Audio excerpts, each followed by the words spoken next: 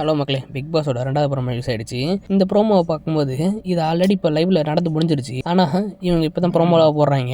எனக்கு தெரிஞ்சு இதுக்கப்புறம் எனக்கு பெருசாக எதுவும் நினைக்கிறேன். ஏன்னா பிக் பாஸ் வீடு ரணகலமாக போய்கிட்டு இருக்கு. கிட்டத்தட்ட டாஸ்கே முடிய போகுது. கெஸ்ட் எல்லாம் வீட்டை விட்டு கிளம்புறேன்னு வெளில வந்து உட்காந்துட்டாங்க. மேனேஜரான விக்கல்ஸ் விக்ரமே இதை சமாளிக்க முடியலன்னு அவர் வேலையை தூக்கி போட்டு போயிட்டாரு. அதுக்கப்புறம் பிக் பாஸ் தான் இப்போ டீல் பண்ணிக்கிட்டு இருக்காரு.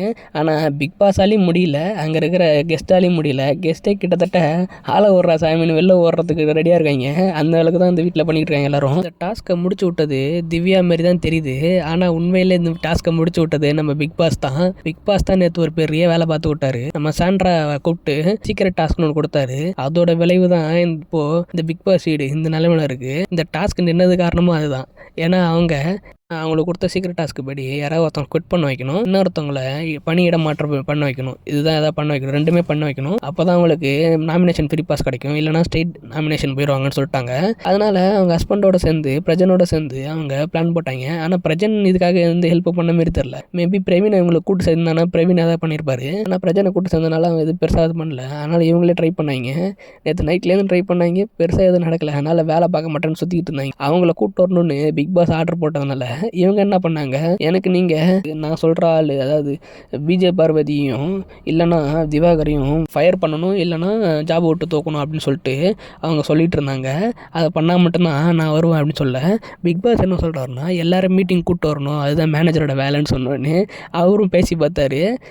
மேனேஜரான விக்கல்ஸ் விக்ரமும் பேசி பார்க்குறாரு. அவங்க எனக்கு நியாயம் கிடைக்காம வர மாட்டேன்றாங்க. சரி, அதுக்கு என்ன பண்ணுறேன்னு சொல்லிட்டு நம்ம விஜய் பார்வதிகிட்ட பார்த்து நீங்கள் ஸ்வாப் ஆகிக்கலாம் அப்படின்னு கேட்க, நான் ஸ்வாப் பார்க்க முடியாதுன்னொன்னே வேறு வழியே தெரியாமல் இருக்கிற கடுப்பில் நம்ம விக்கல்ஸ் விக்ரம் அவரோட மேனேஜர் பதவியை திறந்துட்டாரு.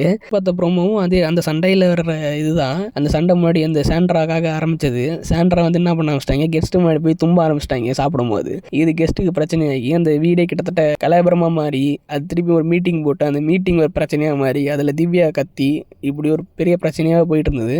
இதனால் கடுப்பான கெஸ்ட்டு நாங்கள் வீட்டை விட்டு வெளில போகிறோன்னு சொல்லிட்டு அவங்களோட பெட்டியெல்லாம் தூக்கி வெளில வைக்க, இதுதான் சாத்துக்குன்னு சொல்லிட்டு பிக் பாஸும் இந்த டாஸ்க்கை முடிக்கிறதுக்காக நம்ம கெஸ்ட்டை கூப்பிட்டு வந்து உட்கார வச்சு அவங்களோட ஃபீட்பேக் கொடுங்கன்னு சொல்லிட்டாங்க.